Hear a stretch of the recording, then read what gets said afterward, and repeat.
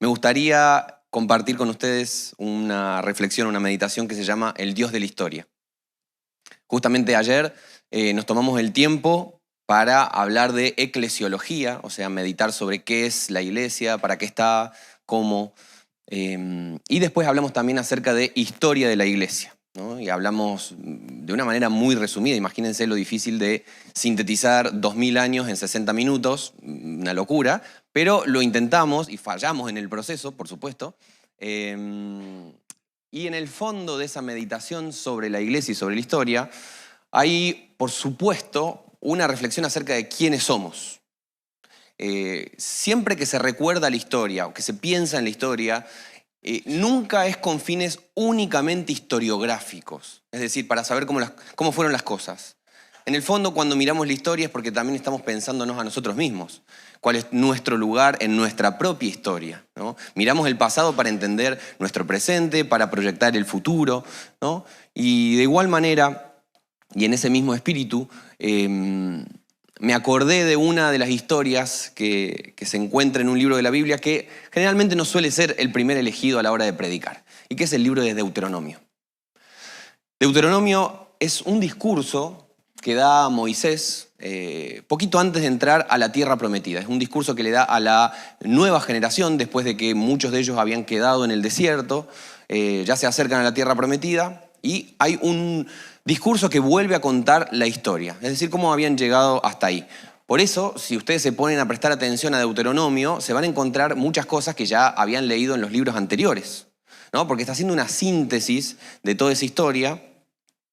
Y en pocas palabras, después de haber hecho todo ese recorrido, Moisés sabe que se tiene que despedir de ese pueblo, sabe que le tiene que dejar algunas instrucciones, sabe que tiene que enfocarlos hacia lo que viene, ¿no? Y ese es un poco el propósito teológico del libro de Deuteronomio. Es el cierre de lo que llamamos la Torá o el Pentateuco y la entrada a un nuevo momento. Y me gustaría leer algunos fragmentos de este libro para que entren en el mood de Deuteronomio, ¿no?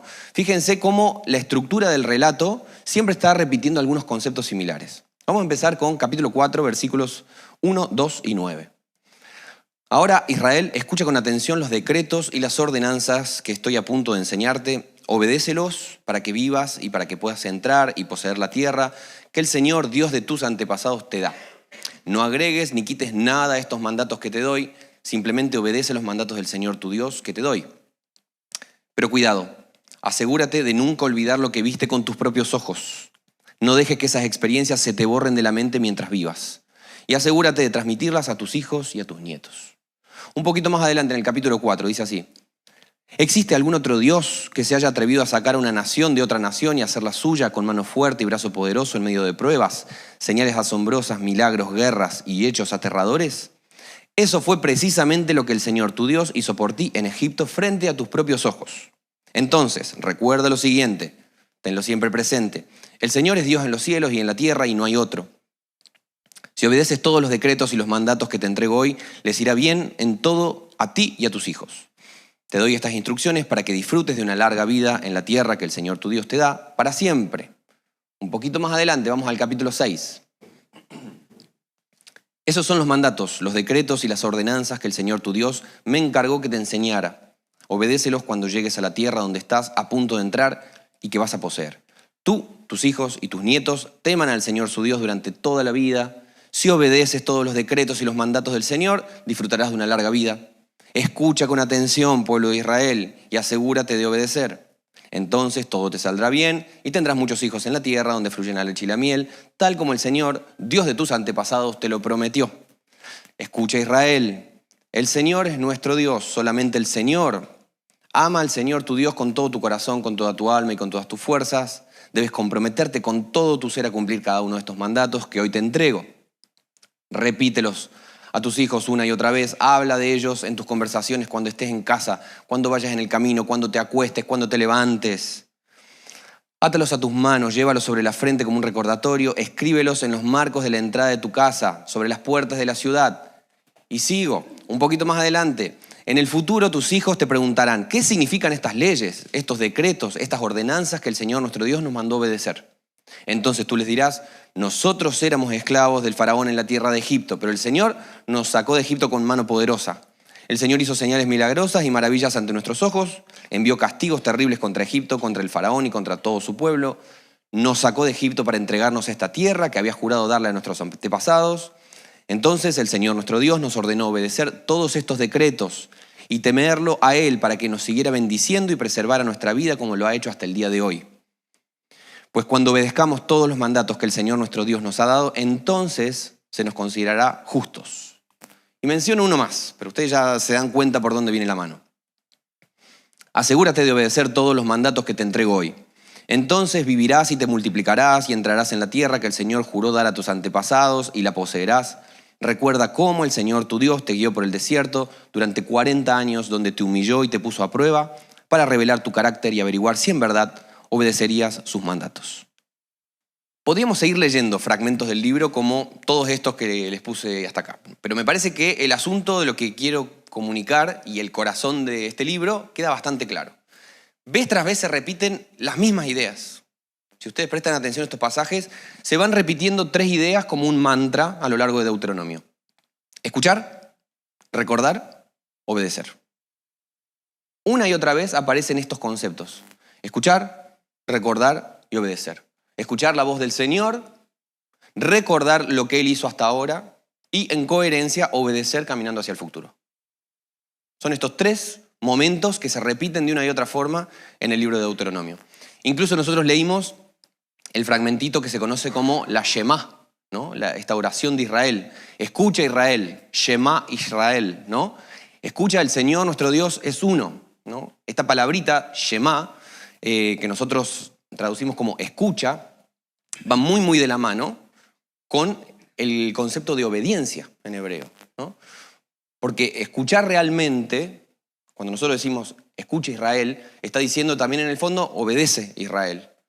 Escuchar de verdad lleva a la obediencia en la lógica de la Biblia. Por eso no existe como esta distancia tan grande entre lo que diríamos la fe intelectual y la práctica de la fe, ¿no? Sino que hay una unidad. Si uno realmente escucha, esa escucha se transforma en un estilo de vida. En poquitas palabras, Moisés sabía lo que ayer también comentábamos en el taller de historia de la iglesia, de que el pueblo que no conoce su historia, como dice el refrán, está condenado a repetirla de muchas maneras, repetir sus errores. Es muy interesante porque este concepto no solamente aparece en Deuteronomio, sino en muchas partes de la Biblia. Y, por ejemplo, les recomiendo uno, tómense el tiempo de leer el Salmo 105. Cuando lleguen a su casa, tómense el tiempo de leer el Salmo 105 y se van a encontrar cómo todo este salmo lo que hace es contar una historia, ¿no? Pero es contar una historia no simplemente de forma narrativa, sino de forma muy teológica, ¿no? Dice, presten atención, les voy a contar una historia. Esta es nuestra historia. Dice, así empezamos, estábamos acá, nos pasó tal cosa, pero Dios hizo tal otra, por lo tanto, esto, ¿no? Hay una narrativa de la propia historia, un aprendizaje que se va pasando de generación en generación. Y acá es muy importante porque este pueblo está poniendo en palabras la idea de que Dios había intervenido en su historia, de que ellos no podían entender el mundo al margen del hecho de que Dios había irrumpido en la historia y les había cambiado la vida, ¿no? Para los judíos y por consecuencia para la cosmovisión cristiana, la historia es el lugar donde se descubre a Dios. Es decir, a Dios no se lo descubre en la especulación, en las teorías, en las meras ideas, sino que el lugar central de la revelación de Dios es la historia. Después podemos teorizar sobre la historia, podemos hipotetizar sobre elementos de la historia, pero si nosotros tenemos algo para decir sobre quién es Dios y cómo es Dios, es porque Dios se introdujo en nuestra historia. Y a partir de ahí nosotros hablamos, ¿no? El Salmo 107, versículo 43 dice así, los sabios tomarán todo muy en serio, verán en nuestra historia el fiel amor del Señor. Escuchar, recordar, obedecer. Se suele decir a menudo que los judíos inventaron el concepto de la historia, ¿no? No sé si escucharon esta idea de que los judíos inventan el concepto de la historia. Autores muy importantes del siglo XX, como Adorno y Horkheimer, de la Escuela de Frankfurt, como Walter Benjamin, también de la Escuela de Frankfurt, como Heidegger, todos filósofos muy, muy importantes del siglo pasado, creyeron y afirmaron que los judíos inventaron la historia como tal. Hoy en día esa afirmación se ha matizado un poco, ¿sí? Hoy en día no se lleva hasta ese extremo de ponerlo en esos términos, pero sí se sigue sosteniendo el concepto central detrás de esa idea, ¿no? Y es que en la antigüedad los pueblos daban muchísima importancia a la idea de que el tiempo era cíclico, ¿no? La idea del tiempo como algo cíclico, al cual hay un tiempo de calor. Ahí tenemos dos maneras de ver la historia, ¿no? Tenemos un tiempo de calor al cual sigue un tiempo de frío y de pronto vuelve un tiempo de calor. Hay un tiempo de sembrar, hay un tiempo de esperar, se cosecha, se espera, se vuelve a sembrar. Hay un tiempo de verano, otoño, invierno, primavera, verano. Hay un tiempo de día, noche, día, ¿no? Está esta idea de lo repetitivo, una visión cíclica del tiempo, lo cual por supuesto no implica que no existiera de alguna manera una noción lineal de la historia, una noción del tiempo como algo cronológico, podríamos decir. Sin embargo, la cosmovisión del tiempo que se privilegiaba en la antigüedad era justamente la del tiempo cíclico. Por eso si se ponen a leer mitos, leyendas de los pueblos de la antigüedad, se va a recalcar una y otra vez la idea de que el mundo siempre fue así, de que así son las cosas, ¿no? Y si ustedes se ponen a ver, por ejemplo, mitología, Babilonia, las historias de los egipcios, de los griegos, de los asirios, todos los pueblos básicamente que atacaban Israel o que en diferentes momentos de la historia oprimieron a Israel, generalmente estos pueblos ven el tiempo como una rueda, como una cuestión cíclica. Es decir, lo que pasó va a volver a pasar eventualmente, ¿no? En filosofía esto se conoce como el mito del eterno retorno. Alguien que escribió bastante sobre esto fue Nietzsche, ¿no? Es la idea de que, como se suele visualizar, es como una serpiente que se come la cola, ¿no? Lo que pasó va a volver a pasar. El estado de las cosas en el mundo va a volver a suceder y va a seguir estando una y otra vez, ¿no? Y por supuesto nos preguntamos qué consecuencias prácticas tiene este tipo de visión de la historia. Fácil, no se puede cambiar el mundo. Las cosas son como son. Este es el estado de las cosas. Esta es la realidad que no se puede trastocar. Un biblista que se llama Walter Brueggemann habla acerca de cómo estos dioses y estas cosmovisiones de la antigüedad reforzaban el poder del imperio siempre, ¿no? El imperio tiene de su lado al tiempo. No se puede cambiar el sentido de toda la historia, porque el mundo es así. ¿Y para qué vamos a buscar otras formas de existencia si las cosas siempre han sido de esta manera? Por supuesto, esto no significa que en la antigüedad fueran, como dijimos ayer, todos medios tontos y que no se dieran cuenta de pasado, presente y futuro.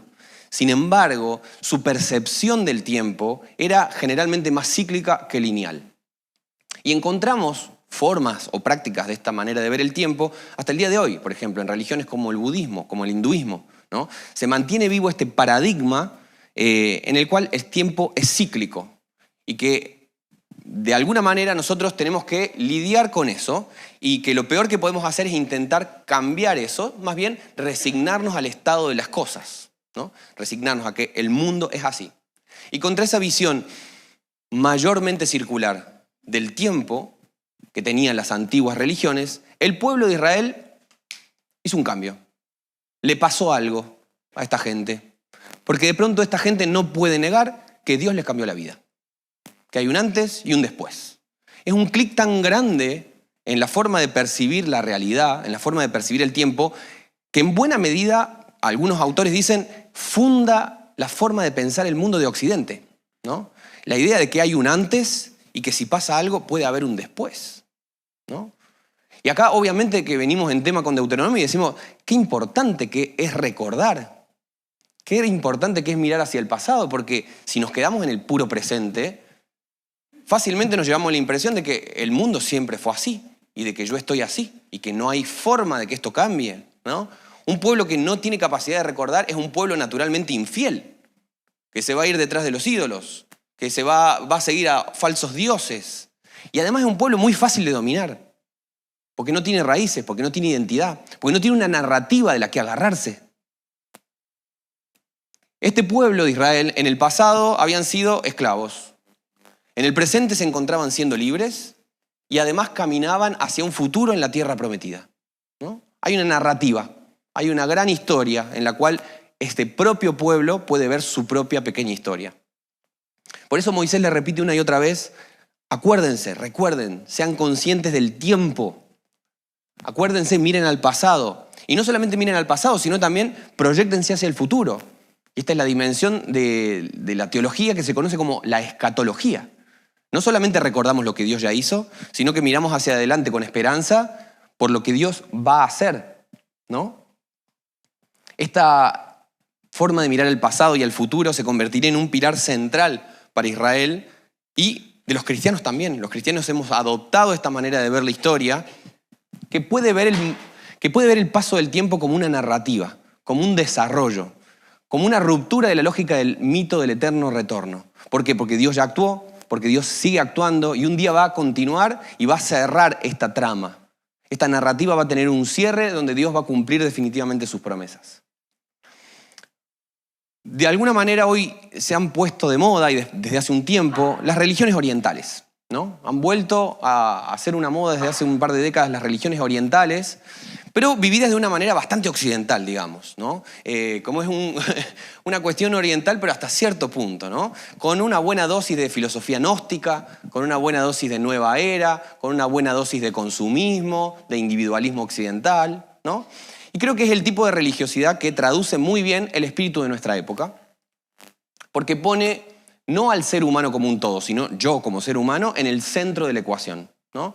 Es la predicación de que yo soy el pupo del mundo, como decimos en Argentina, soy el centro de la realidad, soy la brújula moral que orienta las cosas y que me lleva a tener una fe individual, no una fe en algo, una fe en la fe, donde yo soy mi propia referencia, donde tengo que llegar a ser el mejor yo. Es un tipo de religión de autoayuda, ¿no? Yo mismo me agarro mi manita y me la tiro para arriba. Yo tengo que salir a ayudarme a mí mismo para encontrar mi propia paz interior.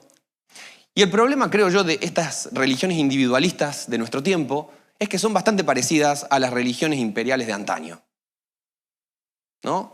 Si antes los dioses asirios, egipcios, te decían, esta es tu situación en el mundo siempre fue así, resignate, hoy en día te dice, capaz que podés cambiar tu propia historia, pero nada más, salvate solo. Esta es tu forma. No importa lo que tenga que pasar en el camino, el mundo va a quedar así. Lo mejor a lo que podés aspirar es salvarte solo, ¿no? Y que podemos tomar ciertas decisiones de carrera y no importa lo que eso le haga a los demás, mientras nosotros tengamos nuestra paz interior, por ejemplo. Y no importa si en ese proceso hacemos cosas de una moralidad un poco dudosa, mientras nadie nos robe nuestro potencial, por ejemplo, ¿no? Y me parece que estas nuevas viejas religiones están de muchas maneras presentes en nuestra sociedad y lamentablemente también encuentran formas de colarse en nuestra forma de ver el mundo con lentes cristianos, ¿no? Se meten en nuestras iglesias, en nuestra subjetividad y vamos asentando sin mucho debate una mentalidad bastante individualista que predica la pura autonomía del sujeto. Y convertimos esa justamente en nuestra manera de relacionarnos con Dios. Y de pronto vamos al súper de Dios, vamos al Mercadona de Dios y decimos, me llevo 500 gramos de nueva identidad, me llevo una lata de bondad y un poquito de esto otro, de sanidad. Pero hay otras cosas en ese paquete que no nos gusta llevarnos tanto, ¿no? La humildad, el sacrificio y la cruz y el seguimiento. Y creo que de muchas maneras este bichito de estas nuevas viejas religiones también se mete en nuestra espiritualidad cristiana y nos lleva, por ejemplo, a espiritualizarlo todo, ¿no? Porque en el fondo no importa cómo siga la realidad, mientras yo en mi mundo interior, yo me salve, ¿no? Yo tengo una espiritualidad donde me puedo relacionar con Dios y estar bien, donde Dios me ama a mí y yo lo amo a Él y fin, ¿no? Y lo que importa más que vivir en consecuencia con este evangelio que nos transformó la vida es sentir que Dios me ama y me perdona. Y no importa tanto quizás si mi propia vida está enfocada en mis propias metas y en mi propio esfuerzo y en mis propios proyectos, porque en el fondo Dios quiere que yo alcance mi potencial, ¿no? Y quizás no importa tanto que a lo largo de la Escritura veamos un montón de llamados a poder vivir en coherencia con este Dios justo y bueno y misericordioso, lo que nos lleva a nosotros a buscar una vida de justicia y de misericordia. Bueno, eso lo podemos entender en un sentido bastante espiritual, ¿no? Lo espiritualizamos como para que no tenga tantas implicaciones, porque a veces es tan duro, tan crudo el mensaje de la Biblia, que es más fácil verla como un mensaje y un libro de autoayuda, ¿no? Simplemente para que yo pueda tener en lo profundo de mi interioridad paz, orden, esperanza. Sin embargo, la fe cristiana vive en una tensión permanente entre lo individual y lo social, entre la rectitud interior y la búsqueda de una justicia exterior, entre la esperanza personal y la obediencia y el servicio a los demás. Es amar a Dios, pero también amar a nuestro prójimo. Y no se pueden disociar estos dos factores de la experiencia cristiana. Es dificilísimo vivir así. Entonces es más fácil disociarnos y nos quedamos con puro amor a Dios, incluso si eso implica darle la espalda a nuestro prójimo, o pura búsqueda de nuestro prójimo, incluso si Dios se desdibuja en el fondo. Pero la experiencia cristiana es justamente estas dos patas. Si le sacamos una, estamos amputando el Evangelio. Si el Evangelio solamente sirve como una teoría individual, como una meditación tipo nueva era para nosotros, para encontrar paz, nos vamos a encontrar tarde o temprano con que ese Evangelio no tiene poder. Porque un poquito como dice este meme, Jesús no siempre es un amigo que te apoya, te bendice y te respalda. Jesús también va a ser ese Señor que nos venga a pedir todo. Y también va a ser un maestro que tire nuestras mesas y que exponga nuestra idolatría del corazón, de nuestra mente, de nuestras prácticas, de nuestras relaciones, que nos confronte, que nos ponga en crisis, incluso si eso hace falta que ponga en crisis nuestra identidad religiosa. Leamos los evangelios. ¿Cuántas veces los discípulos entraron en crisis profunda con su identidad religiosa? Porque estar en presencia de ese Señor que daba vuelta a las mesas implicaba que todo el tiempo tenían que estar no solamente recordando las cosas que Dios había hecho en el pasado, sino las que estaba haciendo en su propio presente, en la propia revelación de Dios frente a sus ojos. Ese evangelio que transforma los corazones, las vidas, también transforma nuestros espacios comunes, nuestra vida con otros, nuestras comunidades, nuestras instituciones, nuestras sociedades. La oración del evangelio que se hace en lo privado también es una transformación de la realidad. No se queda en la pura interioridad, sino que va desde adentro hacia afuera. No podemos quedarnos simplemente en nuestra propia burbuja personal con Dios. Si algo está pasando muy importante en esa burbuja que tenés con Dios, es natural que eso se extienda, que fluya, ¿no? Como esta visión, ¿no? De donde desde el trono de Dios fluye un río que de pronto todo lo que toca lo hace reverdecer. Estos cambios que empiezan en el corazón, eventualmente es natural que terminen afectando todo. Y me gustaría que se imaginen lo siguiente. Imagínense que el pueblo de Israel logra irse de Egipto, pero Dios no es parte de esa ecuación. Imagínense que se van de Egipto porque a lo mejor Moisés era muy picante negociando con el faraón, ¿no? Y porque sabía unos detalles sucios del faraón, entonces le dice, bueno, mejor váyanse que esto no se sepa, ¿no? Medio como una opereta actual. ¿Qué hubiera pasado si ese fuera el éxodo? Bueno, lo más probable es que este pueblo terminaría haciendo exactamente las mismas cosas que habían aprendido en Egipto.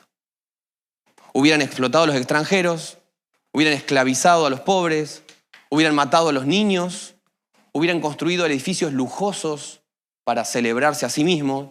Y fíjense que todas las veces que el pueblo de Israel se olvida de cuál es su verdadera identidad y su historia, hace exactamente esas cosas. ¿Por qué? Porque están repitiendo el patrón de lo que conocen, que es el patrón de Egipto, ¿no? Se suele decir esta frase, ¿no? Lo más difícil no fue que Israel saliera de Egipto, sino que Egipto saliera de Israel, ¿no? Porque aprendemos estas prácticas. Entonces, este pacto que Dios les propone a este pueblo y que nosotros encontramos en el libro de Deuteronomio, Es el pacto que vemos en el Sinaí, con los 10 mandamientos, con un montón de leyes, con la cuestión del tabernáculo. No es simplemente una cuestión rara que tenían los judíos y que nosotros vemos en la Biblia, en el Antiguo Testamento, y que decimos, qué cosas raras que hacían en la antigüedad, no entendemos nosotros. Va mucho más allá de esto. Porque en el fondo, este pacto que Dios les propone a este pueblo es la única manera de que sigan siendo libres. La única manera que este pueblo tiene de mantener su libertad es haciendo un contrato entre Dios y este pueblo.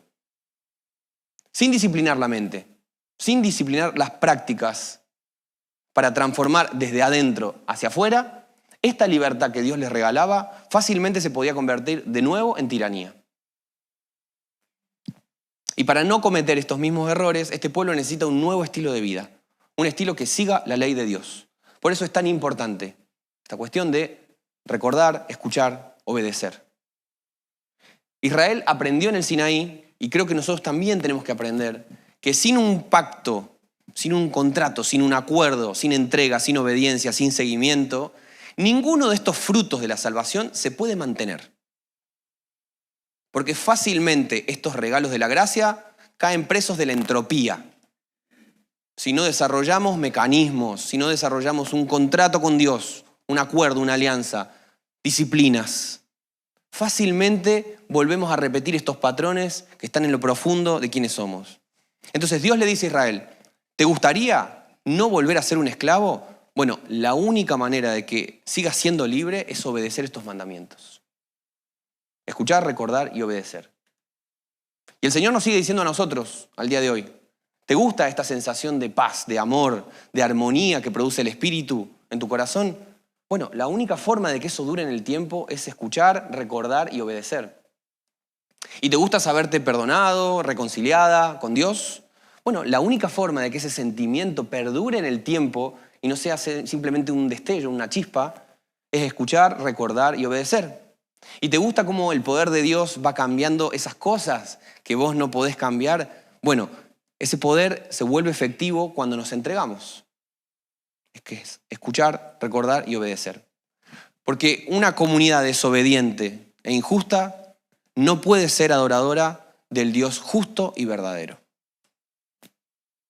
Israel no puede seguir siendo un pueblo entregado al pecado y al mismo tiempo ser pueblo de Dios. Es necesario justamente hacer el éxodo. Salir. Animarse a romper con esos patrones que uno ha aprendido. Haber hecho un pacto espiritual con Dios, un acuerdo, una alianza, implica también un montón de prácticas y de decisiones muy concretas que nos llevan a vivir vidas santas, vidas ordenadas en los parámetros del Evangelio, que se manifiestan en actitudes justas hacia nuestro prójimo. Y este molde lo vamos a encontrar clarito a lo largo del Antiguo Testamento y también a lo largo del Nuevo Testamento. Y creo que debería ser algo que nos siga moviendo el piso al día de hoy. El Dios de la vida, y con esto termino, el Dios de la historia, no solamente salva a su pueblo y cambia vidas, sino que también les enseña a vivir bien. Este Dios que cambia corazones también transforma grupos, comunidades, sociedades, pueblos, instituciones, estructuras. En ese sentido, Dios no es un Dios del solipsismo, esta doctrina que dice que todo sucede en nuestra propia mente y nada más. Dios no es el Dios del individualismo, Dios no es el Dios del sálvese quien pueda, sino que es el Dios que viene a llamar a un pueblo y a invitarlo a vivir de otra forma. Es el Dios que nos sana y que nos restaura, pero que eso es una puerta para justamente vivir vidas de tratarnos bien, de ser responsables y amorosos con nuestro prójimo, de vivir en la práctica esas cosas que creemos en la teoría. Básicamente es escuchar, recordar y obedecer. Y quiero terminar con esta última idea. En el capítulo 14 del Evangelio de Juan, encontramos dos frases que me parecen muy potentes. Primero dice, los que aceptan mis mandamientos y los obedecen son los que me aman. Y en paralelo dice, el que no me ama, no me obedece. Y pareciera que son como dos caminos que se presentan ante nosotros, ¿no? Dos caminos que en buena medida simplifican mucho el lío mental que a veces se nos puede hacer sobre qué significa ser cristiano, ¿no? A veces tenemos tantas doctrinas, tantas ideas, versículos bíblicos flotando, que ¿cómo hacemos para mezclar todas esas cosas? Bueno, pareciera que esto es un camino bastante simple, ¿no? de forma sintética, Jesús parece que vuelve a repetir este llamado de Deuteronomio, de escuchar, recordar y obedecer, ¿no?